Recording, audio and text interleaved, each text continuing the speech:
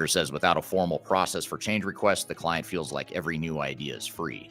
After all, it costs nothing to ask, but the project should always consider the costs, even if hidden, with either dollars or time. And I think that's a great point. I think a lot of times, especially frontline client people, people that are on the front lines, they don't realize that by asking for this one feature or asking to replicate this one workflow that they had in their old legacy system, that adds a lot of time, cost, money, risk to the project, and someone's got to manage that and make sure there's a clear decision-making, governance that you talked about earlier. Yeah. And I think having multiple change control boards at different levels is probably one of the key things that we would typically see implemented within projects, right? So that there is a formal process to deal with change requests, and sometimes that's at a very low level in terms of data models. Sometimes it's individual functionality or how a screen looks or what a button does, and then other times it's at a much higher level.